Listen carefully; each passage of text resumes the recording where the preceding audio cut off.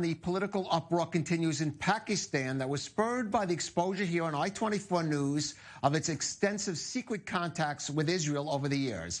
Now, Prime Minister Imran Khan addressed the issue in a TV interview this weekend, calling those reports fake news and saying, quote, "We will never recognize Israel until the Palestinians get their rights. Why would anyone go from Pakistan when it's our policy that we don't recognize Israel?" But a prominent religious figure in Pakistan, Maulana Muhammad Khan Shirani, ex-chairman of the Pakistan Ideology Council, said in a different interview that he supports recognizing Israel, even citing the Quran and justifying Israel as belonging to the Jewish people. Well, for more, we are joined now by Ahmed Quraishi, a journalist and columnist based in Islamabad, Pakistan, where he joins us now. And Ahmed, certainly looking at the social media and the reports coming out of Pakistan from a distance, it does seem like a real debate has erupted there. Give us a better sense of the intensity of it over this whole issue of contacts with Israel.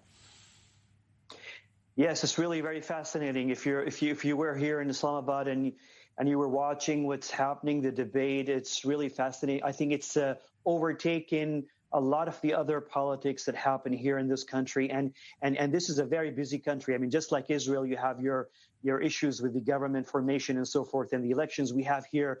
I mean, a huge country, 200 million people, so many political issues. But despite all of that, this topic has overtaken the discourse here, and it's just a matter of time. It's just a matter of time that Pakistan and Israel, and we are actually right now, as we speak, we are on the cusp of possibly this secret relationship between Pakistan and Israel coming into the open and becoming official with the establishment of diplomatic relations. And it's a long history, at least goes back at least quarter of a century. And I'm one of the journalists, I mean, covering national security in Pakistan over the past 15 years.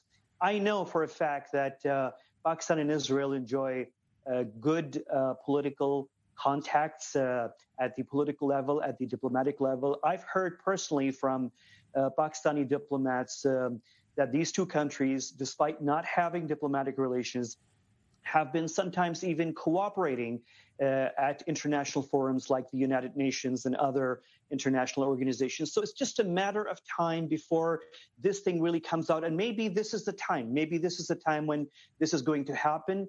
And Pakistan and Israel basically is a story of missed opportunities. I mean, we do not have any strategic conflict between Pakistan and Israel. In fact, we see and we hear lots of stories about Pakistanis and Israelis working together, especially in tech R&D technology companies in the West, also inside Israel. And also in the Gulf, in Dubai, for example. So there's really no conflict, strategic conflict. But of course, both countries are sucked into the whole Palestinian-Israeli conflict, the peace process, and we are suffering because of that and going through that. But it's just a matter of time. And let me just remind you that Pakistan, 15 years ago, the government of Israel and the government of Pakistan actually did establish a very public, formal, political and diplomatic contact in Ankara, in Turkey. It was mediated by then Prime Minister Erdogan, and it took place at the Ministry of Foreign Affairs, the Turkish Ministry of Foreign Affairs in Ankara, and the Pakistani and the Israeli foreign ministers held their first formal government-to-government meeting and then came out and shook hands, and that happened in the year 2005. Right. And that's when the president of Pakistan also addressed very senior Jewish American leaders in New York City and called for a Jewish-Muslim dialogue.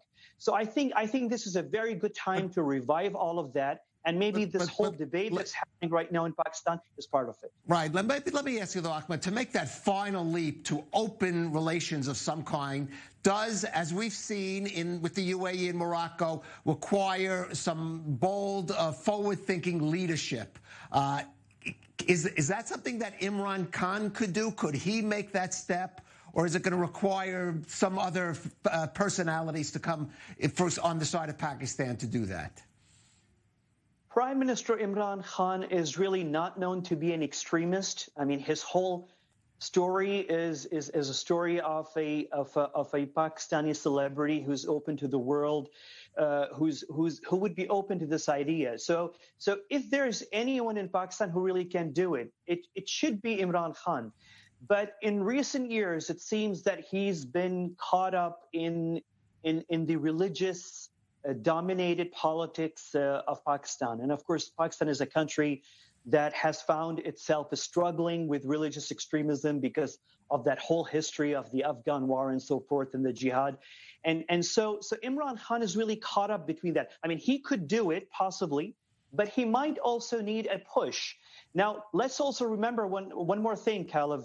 Both Pakistan and Israel increasingly find themselves on the same side of the security issues across the region. I mean, just recently, both Pakistan and Israel were on the same side in the Nagorno-Karabakh war between Azerbaijan and Armenia, and we were on the same side. And in fact, the Pakistani and Israeli flags were displayed all over Baku, the capital of Azerbaijan. We are also on the same side. We have the same friends. We have NATO, we have the United States, we have China, we have the Gulf countries, we have Turkey, we have Azerbaijan. We have the same friends. We are on the same side on security issues. And Imran Khan should really, I think, must be looking at all of this and might be weighing his options. But I think, unfortunately, he's been caught up in religious politics in recent years. So he might need a nudge. And that nudge could come from multiple sources. It could come from Turkey. It could come from Gulf countries. It could also come from China, or maybe even from inside the country, from people, increasingly many Pakistanis who believe we should have a direct engagement with Israel. Right. Well, I certainly, social media, I do hear about some of those voices, Ahmed Quraishi, and we hear some of those voices in Islamabad. Thank you for joining us on I-24 News.